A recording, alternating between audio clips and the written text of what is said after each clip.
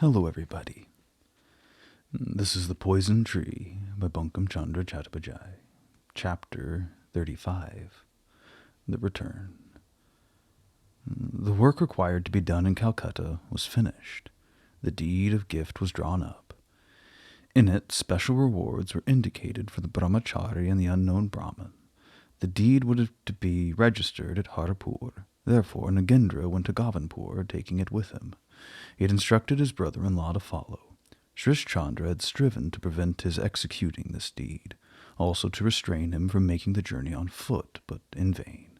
His efforts thus defeated, he followed by boat, and as Kamal Mani could not endure to be parted from her husband, she and Satish simply accompanied him without asking any questions. When Kunda saw Kamal Mani, she thought that once more a star had risen in the sky. Since the flight of Surjamukhi, Kamal's anger against Kunda had been inflexible. She had always refused to see her. But now, at the sight of Kunda's emaciated figure, Kamal's anger departed. She endeavored to cheer her with the news that Nagendra was coming, which brought a smile to the girl's face. But at the news of Surjamukhi's death, Kunda Nandini wept. Many fair readers will smile at this, thinking, the cat weeps over the death of the fish. But Kunda was very stupid. That she had cause to rejoice never entered her head. This silly woman actually cried over her rival's death. Kamal Mani not only cheered Kunda, she herself felt comforted. She had already wept much, and now she began to think, what's the use of weeping? If I do, Srish Chandra will be miserable and Satish will cry. Weeping will not bring back Surjamukhi. So she gave up weeping and became her natural self. Kamal Mani said to Srish Chandra, the goddess of this paradise has abandoned it. When my brother comes, he will have only a bed of straw to lie upon. They resolved to put the place in order, so the coolies, the lamp cleaners, and the gardeners were set to work. Under Kamal Mani's vigorous treatment, the muskrats, bats, and mice departed squeaking.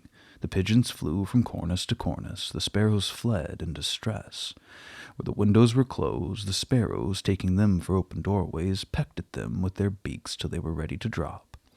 The women servants, broom in hand, were victorious everywhere.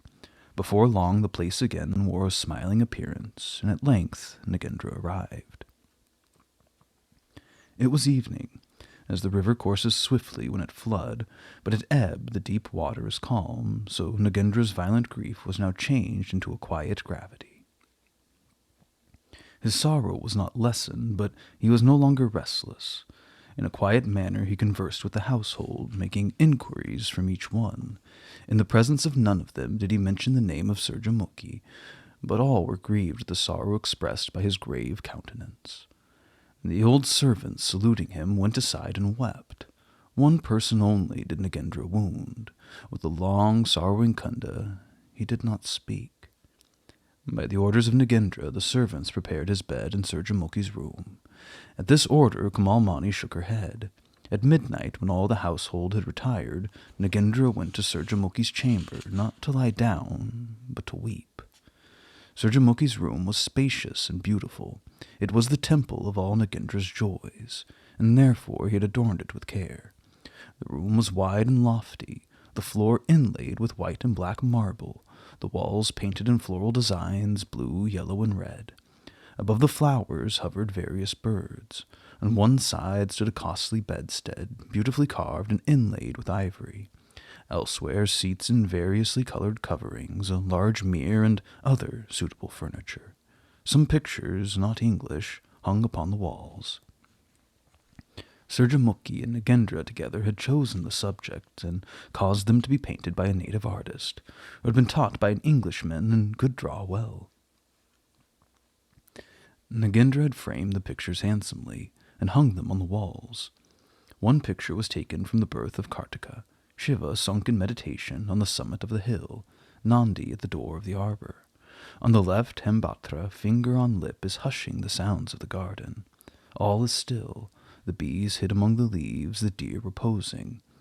At this moment, Madan enters to interrupt the meditation of Shiva. With him comes spring. In advance, Parvati, wreathed with flowers, has come to salute Shiva. Uma's joyous face is bent in salutation, one knee resting on the earth. This is the position depicted in the painting. As she bends her head, one or two flowers escape from the wreaths fastened in her hair. In the distance, Cupid, half hidden by the woods, one knee touching earth, his beauteous bow bent, is fitting to it the flower-wreathed arrow. In another picture, Ram, returning from Lanka with Janaki, both sitting in a jeweled chariot, is coursing through the sky.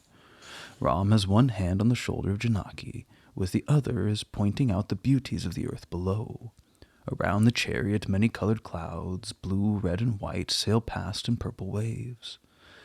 Below, the broad blue ocean heaves its billows, shining like heaps of diamonds in the sun's rays. In the distance, opal-crowned Lanka, its rows of palaces like golden peaks in the sun's light, the opposite shore beautiful with tamil and palm trees. In the mid-distance, flocks of swans are flying. Another picture represents Subhadra with Arjuna in the chariot. Countless Yadav soldiers, their flags streaming out against the gloomy sky, are running after the chariot. Subhadra herself is driving, the horses grinding the clouds with their hooves. Subhadra, proud of her skill, is looking round towards Arjuna, biting her lower lip with her ivory teeth, her hair streaming in the chariot-created wind. 2 or 3 braids moistened with perspiration lie in a curve on her temples. In another, Sakuntala, with desire of seeing Dushmanta, is pretending to take a thorn from her foot. Anasuya and Priyamboda are smiling. Sakuntala, between anger and shame, will not raise her face. She cannot look at Dushmanta, nor yet can she leave the spot.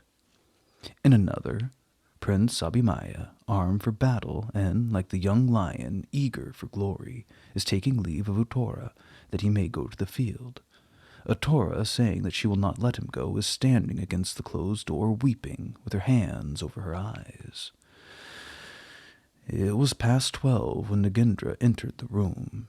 The night was fearful. Late in the evening some rain had fallen.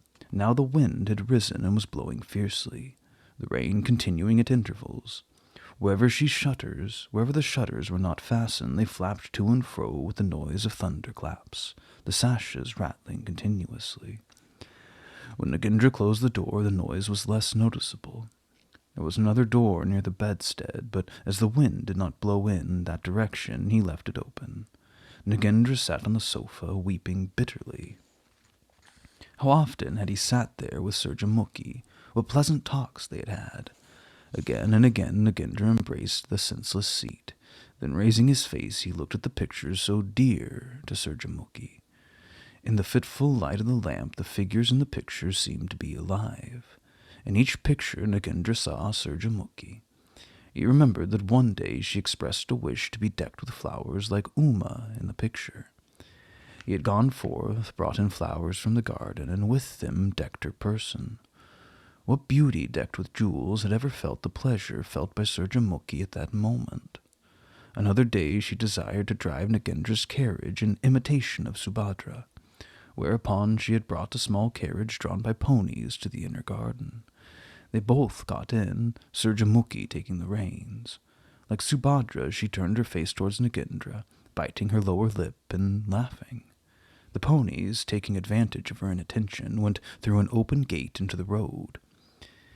Then Surjamukhi, afraid of being seen by the people, drew her sari over her face, and Nagendra, seeing her distress, took the reins and brought the carriage back into the garden.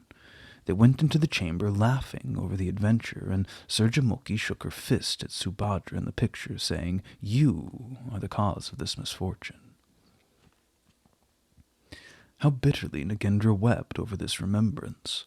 Unable longer to endure his suffering, he walked about, but looked where he would, there were signs of Surjamukhi. On the wall where the artist had drawn twining plants, she had sketched a copy of one of them. The sketch remained there still. One day, during the Dole festival, she had thrown a ball of red powder at her husband.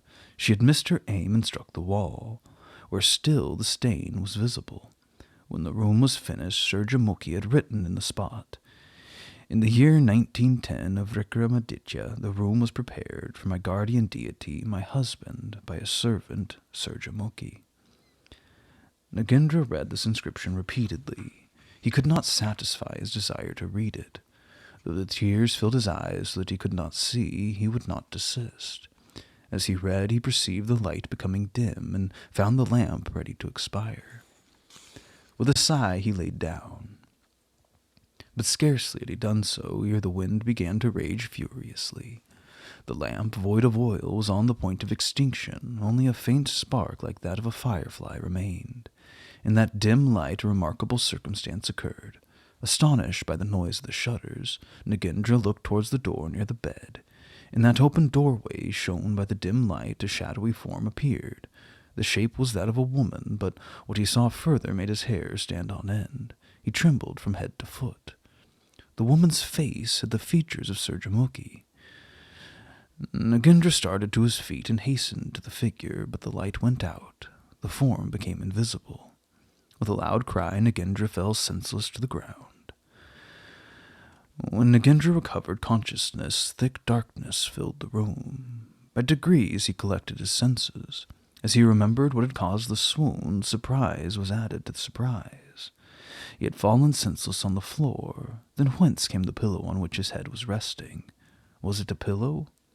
Or was it the lap of someone, of Kundanandini?